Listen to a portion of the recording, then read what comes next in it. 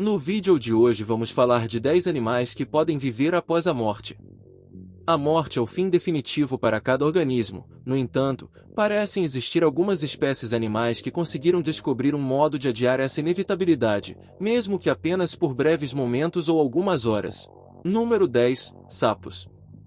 Para muitas espécies, incluindo os humanos, o cérebro é o centro de controle que mantém tudo em funcionamento. Qualquer interferência remota nele pode, no pior cenário, levar à morte. A mesma lógica se aplica aos sapos, contudo, as consequências não são tão imediatas como são para nós, humanos. Foi comprovado em experimentos que sapos, mesmo sem cérebros ou mesmo sem cabeças inteiras, conseguem pular e reagir a estímulos de maneira mais ou menos igual. Na verdade, alguns cientistas acreditam que o cérebro pode até mesmo atrapalhar a maneira como os sapos respondem ao ambiente. Mas como pode ser isso? A resposta está em duas palavras: medula espinhal.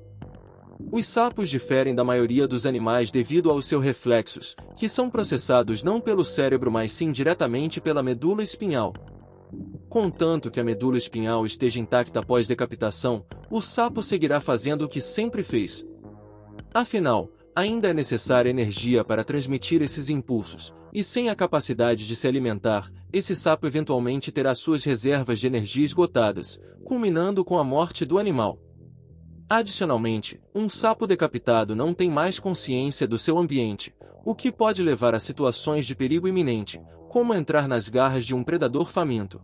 Te desafio a deixar o like, se inscrever no canal, você nunca viu, ativar as notificações para você não perder mais nenhum vídeo incrível como esse. Número 9. Abelhas.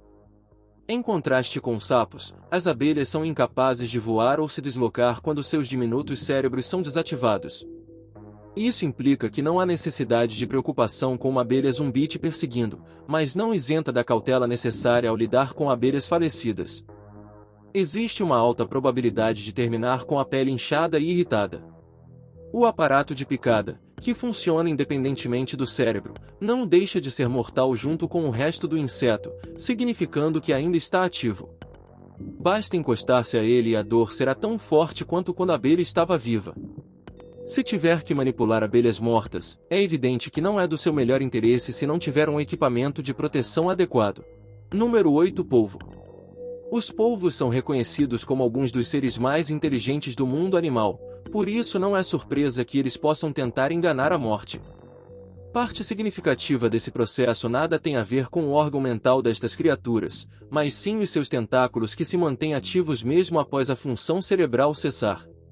Esses tentáculos continuam por si só, reagindo a diversos estímulos em completa independência do cérebro e do corpo principal do polvo. Isso se deve aos numerosos neuroníons localizados nesses prolongamentos corporais. Portanto, quando se trata de movimento, o cérebro torna-se apenas algo secundário. Mas o balançar não é tudo que os tentáculos podem realizar sozinhos.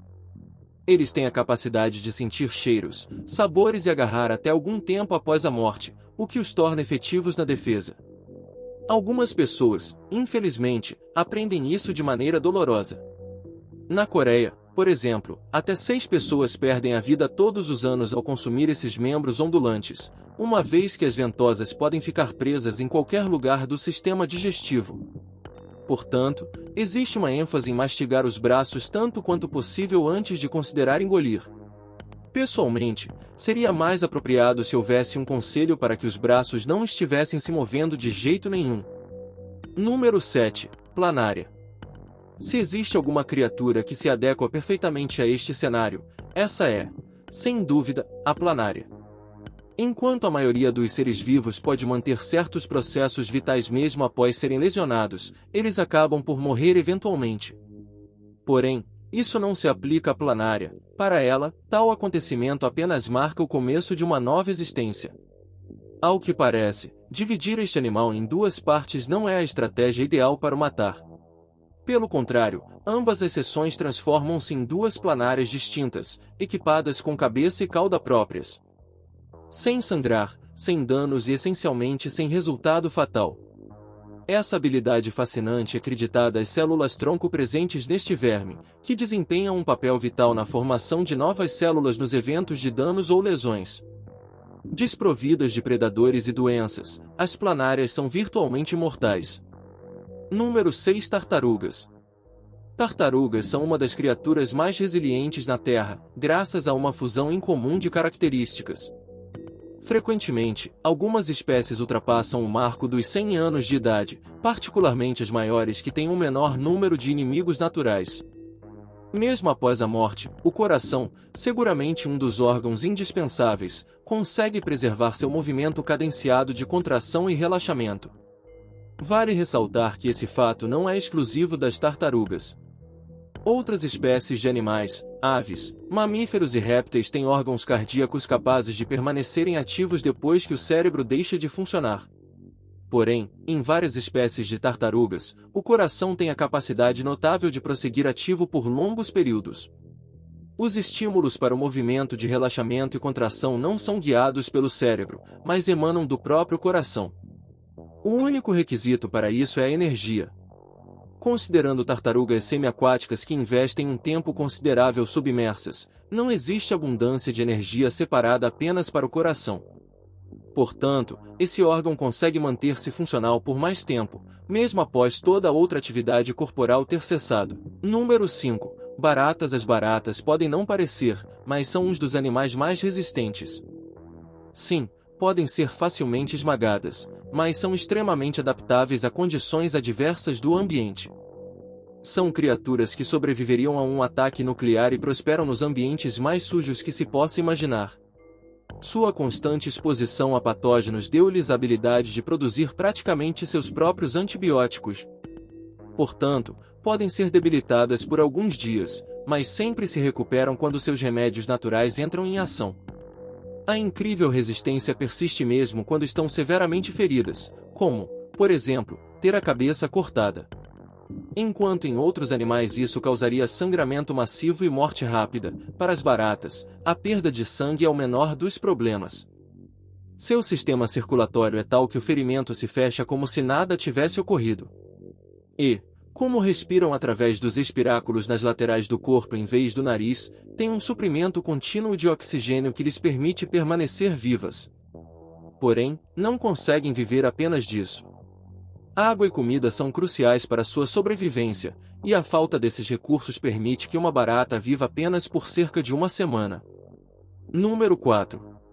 Água-viva que não envelhece. Outra criatura capaz de alcançar a imortalidade, além do plateuminto, é a água-viva que não envelhece que você verá neste vídeo. A maioria dos organismos enfrentam a inevitabilidade da decomposição, mas para essa água-viva, a morte serve apenas como um novo começo. Seu corpo não se decompõe, mas se transforma em uma versão mais nova e mais jovem de si mesma, depois passa por estágios de crescimento repetidos. A única forma para essa água-viva parar de existir é sendo consumida. Estudiosos afirmam que a habilidade de regeneração é uma estratégia adaptativa contra doenças ou sinais de envelhecimento. Caso ela fique fraca por essas condições, pode simplesmente se dissolver, retornando em uma versão rejuvenescida e mais forte. E isso pode ser repetido incessantemente. Portanto, é provável que existam muitas dessas águas-vivas por aí que sobreviveram por milhões de anos. Pesquisadores estão investigando esse fenômeno na esperança de encontrar maneiras de atrasar o envelhecimento humano. No entanto, nada definitivo foi alcançado, então talvez tenhamos que esperar mais algum tempo. Número 3. Serpentes. As serpentes geralmente não são bem vistas, contudo, a quantidade daquelas que são verdadeiramente perigosas é impressionantemente reduzida. Conforme informações da National Geographic, somente 7% das espécies de serpentes conhecidas representam um risco significativo para humanos. A maioria das pessoas não se dá ao trabalho de identificar essa pequeníssima porcentagem de espécies nocivas, portanto, é comum que todas as serpentes sejam encaradas de maneira idêntica.